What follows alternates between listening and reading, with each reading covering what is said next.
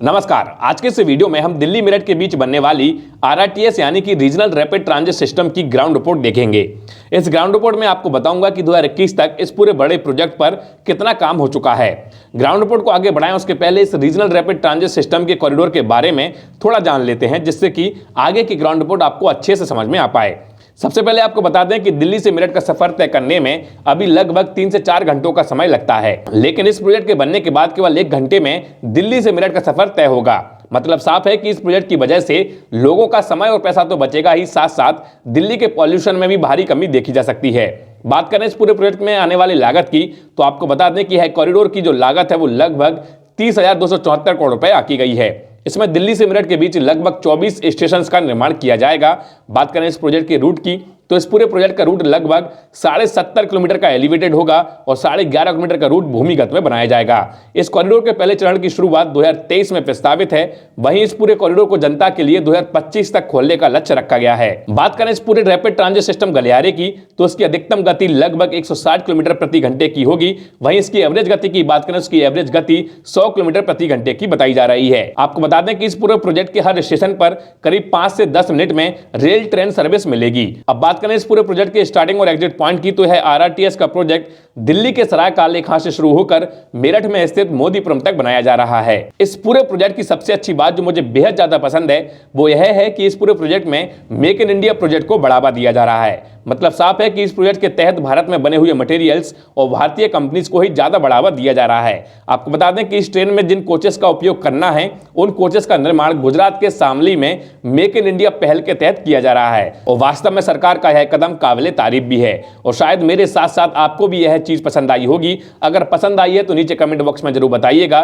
चलिए अब हम चलते हैं इस पूरे प्रोजेक्ट की ग्राउंड रिपोर्ट को देखने। उम्मीद है कि यह वीडियो आप आखिरी तक जरूर देखेंगे। इसके अलावा अगर आप ऐसे वीडियो देखना पसंद करते हैं और आपने अभी तक हमारे चैनल को सब्सक्राइब नहीं किया तो मैं आपसे रिक्वेस्ट करता हूं कि आप हमारे चैनल को सब्सक्राइब कीजिए, बेल आइकन को भी प्रेस कीजिए ताकि भविष्य में हम ऐसा कोई भी वीडियो अपलोड करें उसका नोटिफिकेशन सबसे पहले आपको मिले। चलिए बिना किसी देरी के बढ़ते हैं आगे। मेरा नाम है पंकज और आप देख रहे हैं इंडियन न्यूज। क्योंकि इस प्रोजेक्ट की शुरुआत दिल्ली के सराय काले खां एरिया से हो रही है, इसलिए इस वीडियो की शुरुआत भी हम सराय काले खां से ही कर रहे हैं। वीडियो में सामने आप जो एरिया देख रहे हैं, आपको बता दें भविष्य में यहाँ पर RRTS का जो रेलवे स्टेशन होगा वो यहाँ पर स्थित किया जाएगा और यह RRTS का पहला रेलवे स्टेशन होगा।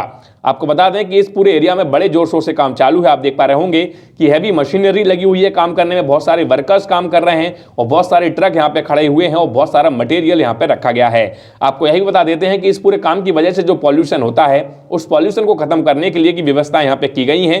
सामने आप एक ग्रीन कलर का ट्रक देख रहे होंगे। आपको बता दें कि इस ट्रक से स्पेशल टाइप का एक केमिकल निकाला जाता है जिससे कि इस एरिया में जो भी पॉल्यूशन हो उसको यहीं के यहीं खत्म किया जा सके, उस पॉल्यूशन को बाहर नहीं निकलने दिया जाता है। तो इस पूरे प्रोजेक्ट की सबसे अच्छी बात है कि दिल्ली के पॉल्यूशन को ध्यान में रखकर इस पूरे प्रोजेक्ट का निर्माण किया जा रहा है। अभी देखिए सराय काले के पास ही बारापुल्ला जो क्रॉसिंग है उस एरिया को मैं दिखा रहा हूं। यहां पर भी बड़े जोर शोर से काम चालू है, लेबर सामने काम कर रही है, हैवी मशीनरी यहां पर रखी गई है और आपको बता दें कि ये जो है RRTS की साइट होगी और यहां से इस पूरा प्रोजेक्ट का रूट का निर्माण किया जा रहा है। अब इस बारापुल्ला क्रॉसिंग के बाद हम आ गए हैं यमुना ब्रिज पर। आपको बता दें कि यहां से यमुना को क्रॉस किया जाएगा और यमुना को क्रॉस करने के लिए यहां का रूट पूरा एलिवेटेड के फॉर्म में बनाया जा रहा है। आप सामने देख पा रहे होंगे कि बहुत सारे पिलर्स लगभग बनके तैयार हो चुके हैं और ये पूरा रूट जो होगा वो एलिवेटेड होगा जिससे कि यमुना नदी पर कोई भी नेगेटिव असर इस पूरे प्रोजेक्ट का ना पड़े। RRTS यमुना ब्रिज के काम को देखने के बाद अब मैं आपको लेकर चल रहा हूं अशोक नगर के पास में। आपको बता दें कि अशोक नगर में भी बड़े जोर शोर से काम चालू है और अशोक नगर में पूरा काम वायडक्ट में किया जा रहा है। मतलब कि जो भी होगा काम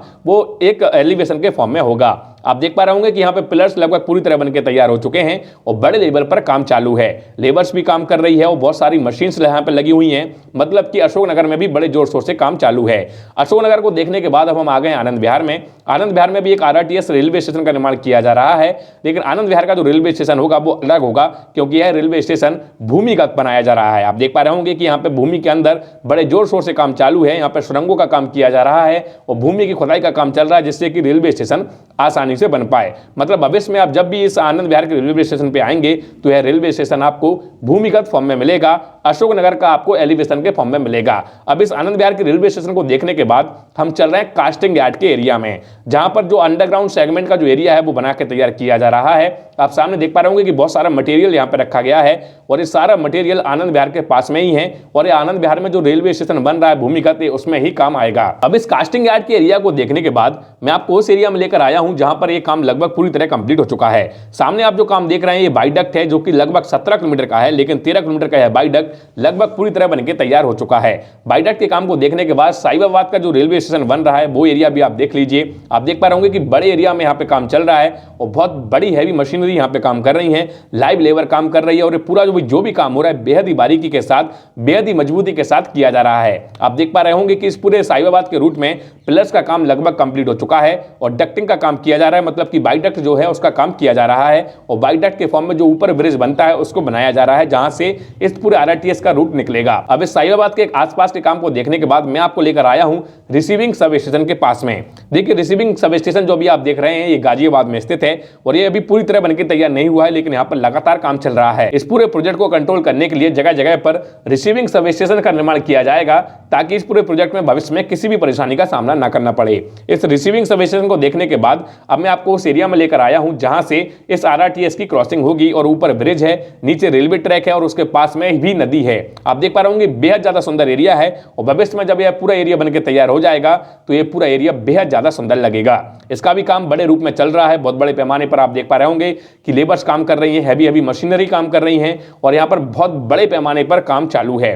अब इसको काम को देखने के बाद मैं आपको एक और चीज दिखा रहा हूं। आप देखिए यहां पर रेलवे का जो स्पान है उसको तैयार किया जा रहा है जिससे कि नीचे से मालगाड़ी या फिर जो यात्री ट्रेन है वो आराम से निकल जाए और ऊपर से हमारी आरआरटीएस जो ट्रांजिट ट्रेन है वो निकलेगी। तो ये पूरा एरिया जब पूरी तरह बनकर तैयार हो जाएगा तो वास्तविक रूप से बेहद ज्यादा सुंदर लगेगा, क्योंकि यहां पर मल्टी मॉडल ट्रांसपोर्ट सिस्टम को डेवलप किया जाएगा और ये मल्टी मॉडल ट्रांसपोर्ट सिस्टम जब पूरी तरह बनकर तैयार होगा तो आप समझिए कि भारत का शायद ये पहला ऐसा रूट होगा जहां पर इतने सारे फॉर्म में ट्रांसपोर्ट सिस्टम स्थित होंगे। अब वो काम देखने के बाद हम आ गए हैं गाजियाबाद के पास में।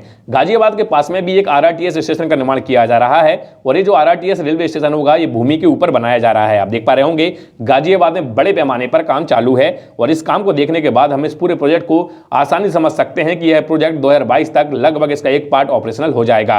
अब इस गाजियाबाद के रेलवे स्टेशन के आगे जो गुलदार आरआरटीएस रेलवे स्टेशन बनना है हम उस एरिया में आ चुके हैं। यहां पर भी बड़े पैमाने पर काम चालू है। आप देख पा रहे होंगे ये पूरा रूट मैं भी आपको दिखा रहा हूं और इस पूरे रूट पर बेहद ही जोर शोर से काम चालू है। आप देखिए जमीन के ऊपर जमीन के नीचे पूरी व्यवस्था की जा रही है ताकि लोगों को आने जाने में कोई दिक्कत ना हो और ये जो पूरा काम है वो बड़े पैमाने पे किया जा रहा है। आप देखिए यहाँ पर वेल्डिंग की जा रही है, जो वाइडक्ट लगना है उसकी वेल्डिंग हो रही है और ये वाइडक्ट इस फॉर्म में यहाँ पे डाला जाएगा। आप देख पा रहे होंगे कि कैसे रेलवे ट्रैक को तैयार किया जा रहा है और किस तरीके से इस पूरे प्रोजेक्ट का काम चालू है। अब गुलदहार के काम को देखने के बाद अब दूसरी लोकेशन जो है वो है दोहाई। दोहाई के पास में भी एक आरआरटीएस स्टेशन का निर्माण किया जाएगा।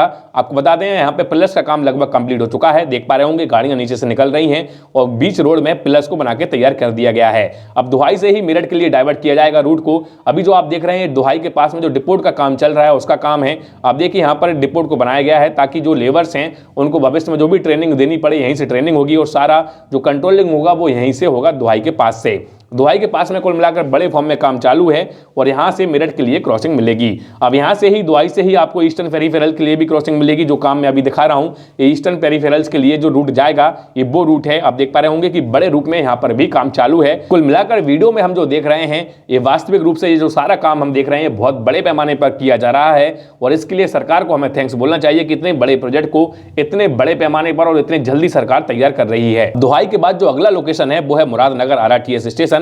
यहाँ पर भी एक रेलवे स्टेशन को बनाकर तैयार किया जाएगा। आप देख पा रहे होंगे कि यहाँ पर भी वाइडक्ट तैयार कर दिया गया है और यहाँ पर भविष्य में रेलवे स्टेशन बनकर तैयार होगा।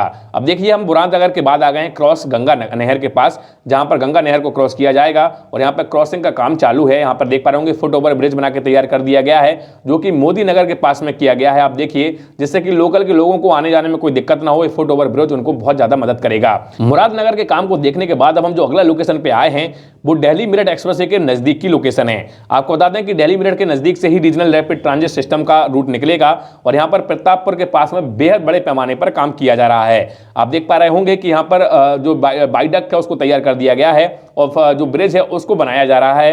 हैवी मशीनरी लगी हुई है और लॉन्चिंग का काम यहाँ पर किया जा रहा है। कुल मिलाकर ये पूरा रूट बड़े पैमाने पर तैयार किया जा रहा है। ऐसा कोई भी लोकेशन अभी हमने नहीं देखा जो इस लोकेशन को छोड़ा गया हो। इस पे हर एक स्टेशन पे हर एक लोकेशन पे बड़े पैमाने पर काम चालू है। लोगों को कोई दिक्कत ना हो इसलिए काम को साइड में रख के किया जा रहा है और लोगों को सेफ्टी देने के लिए भी बड़ा पैमाने पर यहाँ पर बंदोबस्त किया गया है। अब देखिए उस प्रतापपुर के काम को देखने के बाद और मेरठ सेंट्रल के काम को देखने के बाद वैशाली का काम अभी आप देख रहे हैं। वैशाली आपको बता दें कि यहाँ पर भी एक रेलवे स्टेशन का काम किया जा रहा है और इस पे अंडरग्राउंड का काम किया जा रहा है। आप देख पा रहे होंगे कि वैशाली का रेलवे स्टेशन भूमिगत होगा, इसलिए यहाँ पर बड़े पैमाने पर भूमि के अंदर काम चालू है।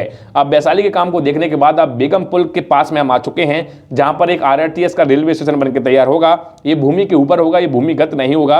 और यहाँ पर देखिए ट्रैफिक की पूरी व्यवस्था की गई है और बाकायदा गेट लगाकर काम किया जा रहा है ताकि कोई दिक्कत ना हो। यहाँ पर जो हम सामने आप काम देख रहे हैं फैक्ट्री का काम है। यहाँ पर ट्रैक जो स्लैब बनते हैं मेरठ के अंदर, वो फैक्ट्री है। इस प्रोजेक्ट की जो सबसे अच्छी बात मैंने जो शुरुआत में बताई थी, अब सामने आप देख पा रहे होंगे कि यहाँ पर मटेरियल को तैयार किया जा रहा है और ये जो मटेरियल है वो फैक्ट्री में भारत में ही अंदर बनकर तैयार होता है और उस पूरे मटेरियल को ही इस पूरे प्रोजेक्ट में लगाया जाता है। आज के पहले जो होता था कि कोई भी बड़ा प्रोजेक्ट जब बनता था तो ज्यादातर मटेरियल दूसरे देशों से हम इंपोर्ट करते थे, फिर अपने प्रोजेक्ट में उस मटेरियल को लगाते थे।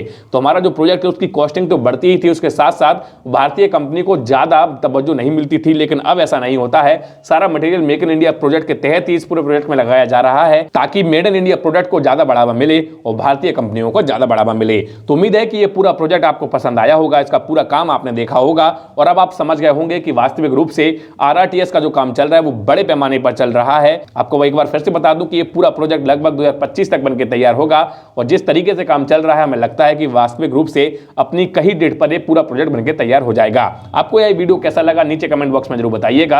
अगर वीडियो अच्छा लगा तो वीडियो को लाइक भी कीजिएगा, शेयर भी कीजिएगा और अगर आपने अभी तक हमारे चैनल को सब्सक्राइब नहीं किया तो सब्सक्राइब कर लीजिए, बेल आइकन को भी प्रेस कर दीजिए ताकि भविष्य में हमेशा कोई भी वीडियो अपलोड करें उसका नोटिफिकेशन सबसे पहले आपको मिले। चलिए आज के इस वीडियो में इतना ही, मिलते हैं अगले वीडियो में, तब तक के लिए जय हिंद जय भारत।